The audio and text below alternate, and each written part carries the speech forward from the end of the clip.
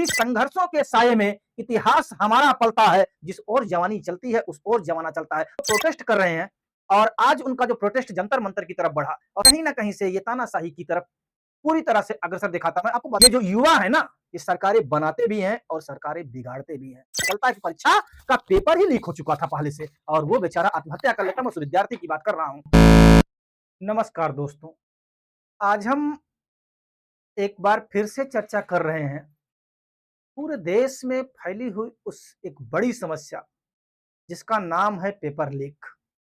और paper leak की इस बड़ी समस्या को लेकर के पिछले कई दिनों से जंतर मंतर पर सोनम वांगचुक से लेकर के अभिजीत दीपके तक जो प्रोटेस्ट कर रहे हैं और आज उनका जो प्रोटेस्ट जंतर मंतर की तरफ बढ़ा और सरकार ने जिस तरह से उसे कुचला, कहीं ना कहीं से ये तानाशाही की तरफ पूरी तरह से अग्रसर दिखाता। मैं आपको बताना चाहूं, किसी कवि की एक रचना है कि संघर्षों के साये में इतिहास हमारा पलता है, जिस ओर जवानी चलती है उस ओर जमाना चलता है। सरकारों को ये याद रखना चाहिए कि ये जो युवा है ना, ये सरकारें बनाते भी हैं और सरकारें बिगाड़ते भी हैं।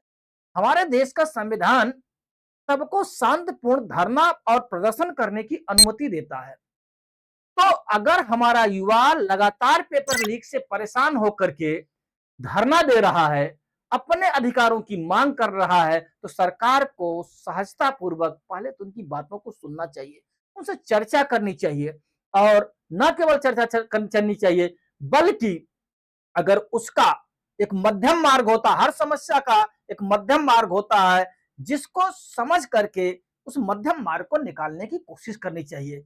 मैं ये नहीं कहता हूं कि ये आंदोलन देश विरोधी है, मैं ये नहीं कहता हूं कि आंदोलन देश के पक्ष में है, लेकिन हो सकता है इसमें कुछ लोगों की मानसिकता देश विरोध की हो, वो भी अपनी रोटियां सेक रहे हो, विपक्ष एकजुट हो रहा है, मान लीजिए वो अपनी रोटियां सेक रहा हो, लेकिन सरकार को युवाओं की, विद्यार्थियों की मांगों की तरफ तो सोचना चाहिए। मैं सोनम वांगचुक की उस बात को नहीं कर रहा हूं कि उनके खिलाफ क्या है, उन्होंने क्या किया, कहां से किस तरह से कर, लेकिन मैं विद्यार्थियों की बात कर रहा हूं, उस परीक्षार्थी की बात कर रहा हूं जो परीक्षा में जाता है, साल भर मेहनत करता है और फिर जब घर आता है तो मिलाता है हमारे 600 नंबर बन रहे, मैं पास हो जाऊंगा, और पता चलता है कि परीक्षा का पेपर ही लीक हो चुका था पहले से और वो बेचारा आत्महत्या कर लेता। मैं उस विद्यार्थी की बात कर रहा हूं। तो कहीं ना कहीं से हर व्यक्ति को भारत में अपनी बात रखने का जो है अधिकार है और सरकारें इस जनता बनाती है, सरकारें युवा बनाते हैं। सरकारों को इतना भी अहंकारी नहीं होना चाहिए कि युवाओं से बात ही करना छोड़ दे, जनता से बात ही करना छोड़ दे, आम आदमियों की समस्या से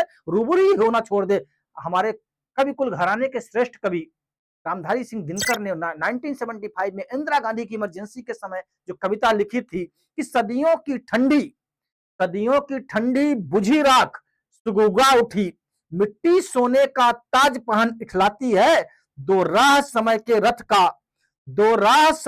रथ का घर घर नाद सुनो, सिंहासन खाली करो की जनता आती है।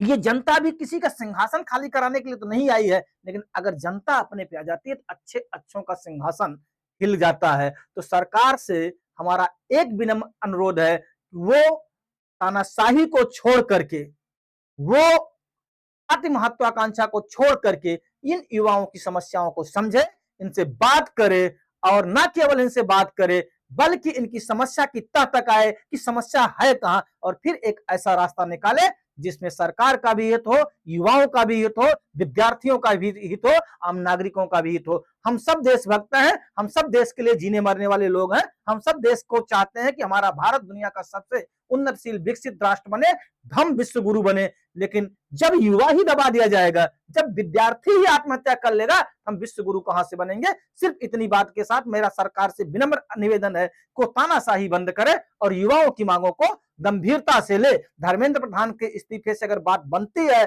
और अगर व्यवस्था बदलती है तो धर्मेंद्र प्रधान को भी नैतिकता के आधार पर इस्तीफा देना चाहिए। धन्यवाद। जय हिंद, जय भारत।